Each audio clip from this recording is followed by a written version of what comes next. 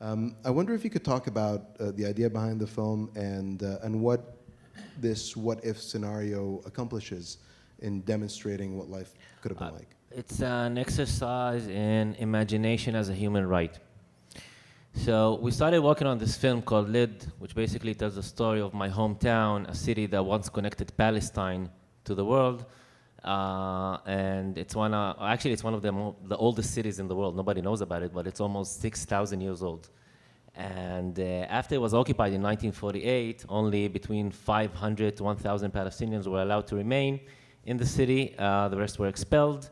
And at the beginning of the 50s, its old city was, about 95% of it was completely demolished. Now, this didn't happen in other places in Palestine. Of course, houses were demolished, but not 95% of an entire city. They were terrified of the idea of refugees coming back to these homes. So we were working on the film, and then, I mean, how do you tell a story that's been told before? You know, it's a Nakba story, it's a catastrophe story, the catastrophe of the Palestinian people. So we just didn't want to make a film that, you know, people are gonna forget about after a couple of years because they've seen such films before. And then my co-director and I were toying with the idea, so what if that massacre in that mosque never took place? What if that occupation never took place? So we started coming up with the idea of, you know, coming with an alternate reality. So we ended up having a film where you see Nakba meets Rick and Morty, you know, or like Nakba meets Netflix's Stranger Things. Now, I know what you guys are thinking. It's still very, very depressing. It's not funny. It's still very depressing. I wanted it to be funnier, but somehow, I don't know, it just didn't happen, man. It just didn't happen. So I remember, and you touched on hope before, and what fuels hope. I remember filming in Balata refugee camp. It's in the West Bank, close to Nablus. We were filming Lydian refugees, and there was a motive. In each and every interview, even with like 5 or 6 years old, you would ask them, you'd be walking, you know, in the alleys of Balata, and you would ask children, where are you from? They would never say, I'm from Balata. They would say, I'm Niafa, I'm from Jaffa, I'm from Haifa, I'm from Lid, I'm from Ramli. All of these are towns that were occupied in 1948, historical Palestinian cities that now are called mixed cities because Jews and Arabs live in them. By the way, that term, mixed cities, is highly problematic. I think we should be switching to a different terminology, maybe binational cities, to describe these places. So Lid, a binational city. So I would interview refugees from Lid, and they'd be, you know, talking to me with these, you know, hopeful eyes about how beautiful Lid was. You know, they'd be talking about, I don't know, all sorts of trees and olive trees and how beautiful the neighborhoods were and how they could, back then, I mean, when you talk to the old people, they would say how they would just hop from rooftop to rooftop. And it's like, I'm from there, man. I'm from there. No, it's nothing like that. It's a shit show. It's nothing like that. It was demolished in 1952, and now it's just houses, basically, you know, crime organizations. We get like 5 murders a week. It's like, we grew up with this. Like, we grew up with, you know, drugs and needles and like drug addicts everywhere and shootings, and it's like, it was never, for me, it was never a safe place. It was, and you talk to these people and you see, to them it's like heaven. To them it's like heaven. So, I don't know, have you guys been ever in love with someone for years, but that love never materialized? So what happens? What happens? You see the other individual, the one that you're in love with, you start putting them, after a while, you start putting them on the pedestal. You start seeing them as this something that's majestic, as this something that's, you know, godlike, because it's not achievable, you know? So we saw this with them, and as a Palestinian, I kind of felt, I'm also a documentarian, I'm a journalist, so I'm a truth teller, you know? How could you tell them that that place you're thinking of, this Garden of Eden that you want to return to, is a horrific place, man? It's nothing like that. I mean, nowadays it's controlled by Israeli settlers who are lynching Palestinians in the streets. We saw this in May 2021. They want to turn Lid into Hebron #2. So how can you tell them that? So in the film, we just decided to tell, you know, to be very gentle about it and to gently criticize the fact that, yes, we have been romanticizing the Palestinian struggle. We have been romanticizing the hope of return. And maybe we need to do a deeper dive on that gently. I'll give you an example.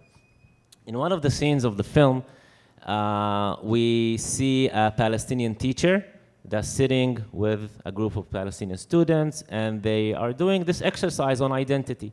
She asks the students to tell them what identity means to them, or share their identities. Only, I think, 2 kids said they were Palestinians. And when she started asking, but I'm talking about people from Lid, kids from Lid. We grew up with an identity crisis because they think they're Israeli Arabs, they don't know they're Palestinians, it's a whole mess.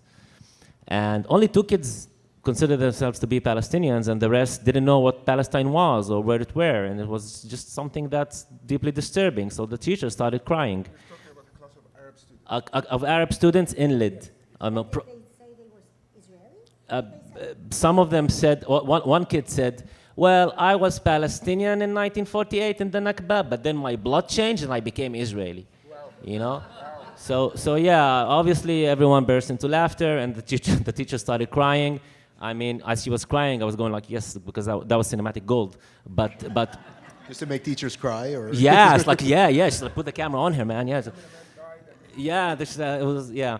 So we said, my co-director and I said, you know what, we are building this alternate reality. So in the alternate reality, the occupation never took place, right? So these kids, I mean, Lid is still Palestinian. I mean, right? It was never occupied.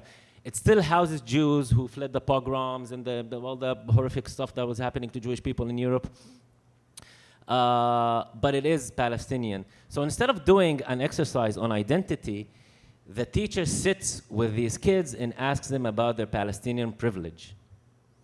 And she teaches them why it's so wrong to be racist towards other group of people. I mean, and as we were writing that scene, we did it in animation, but as I was writing that scene with my co-director, I was thinking, man, we're not building a utopia in here. The idea is not to build a utopia. But it felt like we're allowed to be as shitty as other people, you know? Yeah. Other nations are racist. I can be racist. We are racist. We are racist right now. I mean, Palestinian people are racist too. We're not angels. We're no saints. But because we don't have that freedom, because we don't have that autonomy to work, you know, to better ourselves, we remain like that. You know, we stay like that. So in that scene, I just wanted to show that even in a free Palestine, even without the occupation, without the massacres and all that, we are just as bad as other nations, as other people. But this is us working on ourselves. This is us trying to better ourselves. So the whole thing to me just, you know, turned out to be an exercise in like imagination as a human right, because we do have the right to dream, and we do have the right to think that one day all of this will be over, and you know, Palestinian people will be given their rights and justice will prevail. But that's the thing. It's never about peace. Peace is just a byproduct, you know? That's why I know that Israelis tend to call themselves peace activists, but deep down it's yeah, I know you call yourself a human. You did say peace, and then you corrected yourself and said peace activist, a human rights activist, and I respect that. And I respect that because this is everyone wants peace. I mean, even Smotrich, who No, that's not true. no. He did say he wants peace. Between the Jews. After he wipes out Hawara, but he did want peace, you know, after he does that. Everyone wants peace, man. I mean, that's a given, right? Everyone wants to live in peace, even the worst of people. Everyone wants peace of mind. Exactly. But to Palestinians, it's about the past. It's about going back and recognizing what happened in the past, because at the end of the day, when you do people justice, peace will prevail, because peace is just a byproduct. It's just a side effect, you know? Give justice to the Palestinian people, there will be peace.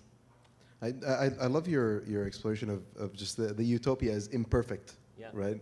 Because it never really is, and we do love to do these what if exercises in the region quite often. You know, it's been explored and We're Arabs. We like romanticizing stuff for some reason.